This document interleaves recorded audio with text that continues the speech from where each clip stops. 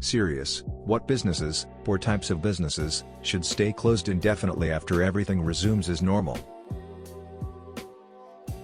China's wildlife cuisine industry.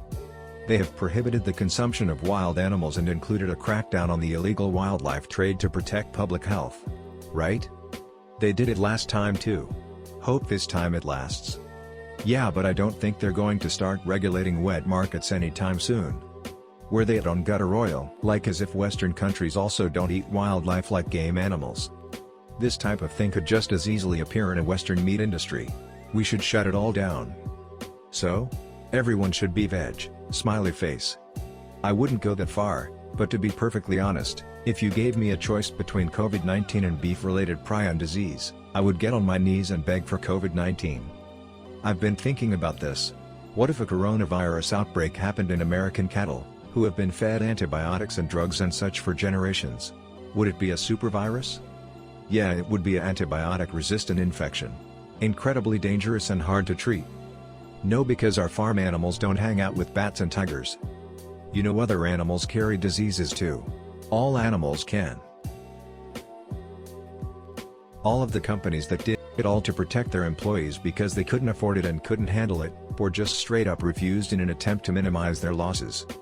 So, GameStop. Clearly.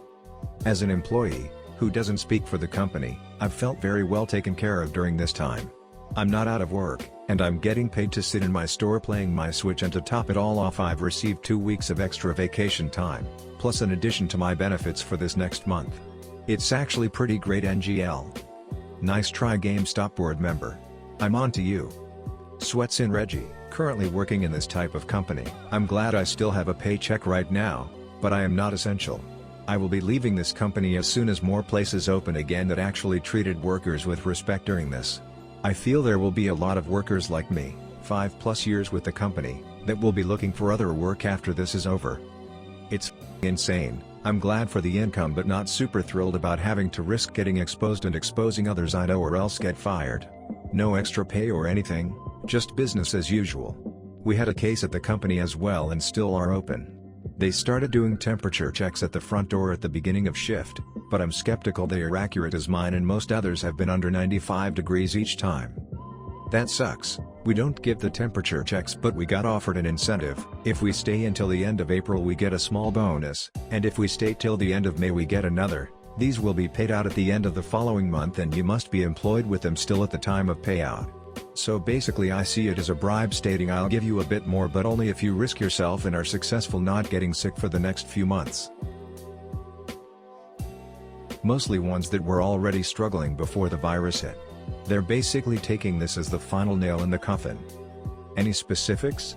Are you taking local or more national? I fear for some of the local independent bookstores. They do a great service, but they are really struggling through all of this. Sadly, true. Macy's and big department stores have been struggling for years. JCPenney and Sears will never be able to survive this.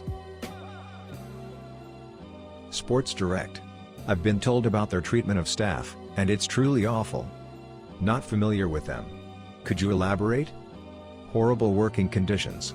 If you need to take any kind of leave from work at all, they fire you. A woman who worked there once gave birth in a toilet for fear of losing her job. Some staff have promised workers permanent contracts in exchange for sexual favors. Their working conditions are something like that of a Victorian workhouse. Wow, sorry to hear that. Unacceptable. Payday loan outlets. They're predatory and a blight upon society. If anything, I think they're going to see a booming business as the unemployment and layoffs get worse. We're not payday loans, but we are a pawn shop. I'm literally having every member of staff working the first day we reopen as I'm expecting us to be rammed. Interesting. We'll see how they play out. Not sure if people still are visiting being stuck at home. Would be better to fix the economic conditions that force people to turn to predatory loans. Every type of work that can be done remotely without any disadvantages. That's going to be tough. For example, most teaching, especially in the collegiate level, can be done 100% online, but I don't see that happening anytime soon. Can be done online does not really equate to should be done online. So far, the online courses I'm in have been far inferior to their classroom counterparts. I took an online course once, So bizarre and less comfortable instead of an inch class course. Teaching can be done online, but it's not going to be the same / as interactive as it would be in a class. Most office jobs can be done from home, and I don't understand why they're not. I've been working from home for a couple of weeks now and have been able to get everything I'd get done at the office, including meetings that we do through Zoom. I've saved so much time and money not commuting and have had so much more time to get stuff done around the house. I'm dreading having to go back to the office when all this is done. I wish I could convince my boss to let me keep working from home. You and me both. And thousands if not millions of others. Well, that would be a real disadvantage after all. Or is it more like a less quality outcome? I'd every exact definition. Oh, I think I see what you mean. We'll have to think on that. Thanks. I disagree with most. Certainly some, and it could be a good way to deal with 100-level gen ed classes that would normally take place in huge lecture halls anyway, but it's not going to work for anything that requires personal instruction or special equipment like music, science labs, performance or physical art classes, etc. I'd also think the impersonal nature of it would make higher-level courses where there's more collaboration and personal instruction more difficult. You also have the issue of degrees requiring practical in the field experience, like student teaching, nursing, etc., that would never work online.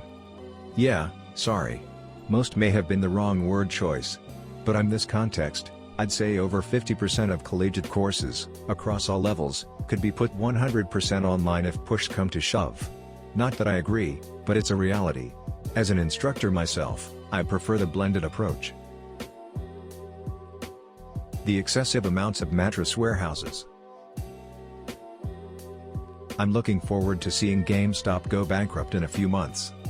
Time will tell. They've already shut down, before virus, all of them in my city. Cruise industry. Pollution too much. Sorry, but I don't see that happening. They're a booming business and I don't know if the perceived pollution alone would be enough.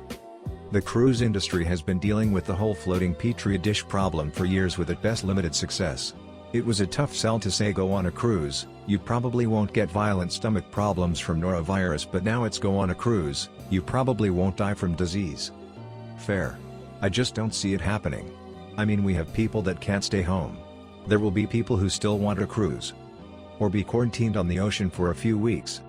I can see them getting much stricter with the sanitizing of hands policies and policing. They can already restrict guests to their staterooms for a variety of bad behavior. I could foresee it extending out to that if people refuse to do so. All the nail salons that use modern slavery. A lot in my area seem to be locally owned and it's all family members. I'm not aware of what you're referring to. Although I believe it's plausible. Not to belittle the very human toll this is having on small business people who own their own restaurant. But restaurants. There was something along the lines of over 700,000 restaurants in the US a couple years ago. I'd bet well over 100,000 were zombies and weren't making any money, but couldn't afford to close. Example, small restaurant borrows several $100,000 $1 million to open a new restaurant. Business isn't making a profit. You can't just fold up shop because you signed a 10 to 15 year lease. Used pots and pans sell for like a nickel, so you'd rather lose .30 a plate and drag it out hoping to turn it around. This virus, no matter how painful for people in business, will help quell the industry of its walking dead. It can give them the excuse needed to close down for good. Same with some retail businesses. This will help those like JCPenney and Macy's justify closing down a bunch of stores and firing a ton of staff. Wow, interesting. Thanks for sharing. A different way of looking at this I hadn't considered. Business service companies, temps, and freelancer businesses. People need to be employed directly by who they are working for. They need to be regular employees and get the same benefits as those who are working for the company. Most temp agencies' job offerings do allow transitions to full-time. From my experience, they work more like a testing bed for employees to work with before hiring them full-time. It works great for both parties to allow a trial period. It also allows them to select employees based on non-allowed criteria by hiring temps, but only offering permanent jobs to those that fit that criteria. Or the company could just hire temp to perm without an agency. I've worked several places that did that. That happens too. There's a useful role for temps. If a company has an employee go out for maternity leave, extended illness, reservist activated for military service, long-term family emergency, etc., where they fully intend to bring them back but they need someone else to step in and do the job for a few months until their original employee can come back, a temp is the perfect solution. Not saying temps are a bad idea, but temp agencies are. Just hire people directly. Being with an agency could have better continuity of employment for the temp worker.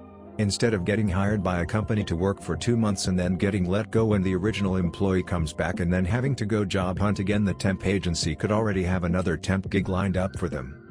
Plus, there's no reason temp agencies can't provide benefits to their employees. Directly hiring someone makes sense if you plan to keep the employee long term. If you need someone for a few weeks to a few months, it's usually more economical to just get a temp. Airbnb hopefully. Oh. How so? They duck up the housing market in a lot of major cities. Less places to rent because they are listed on Airbnb drives up the cost of rent. There are plenty of other reasons as well, but this is the big one. I don't use Airbnb as much. Don't they limit how long someone can stay consecutively to fight this? Movie theaters. Why movie theaters? I think they provide a fun experience. Theaters are notoriously dirty and contribute a massive amount of waste, add in the prevalence of at-home streaming. It's a failing business model. Home streaming is convenient, but unless you're willing to shell out tens of thousands of dollars for a very high-end home theater, the experience doesn't compare to a good movie theater, though there are certainly some crappy movie theaters out there not worth paying the ticket price. Churches, if the idiots actually close them at all. Churches are continuing to function fairly normally. Probably theme parks or most flights and train stations in big cities. So how should people commute? I don't see Disney having issues coming back. And see no reason for them to close for good.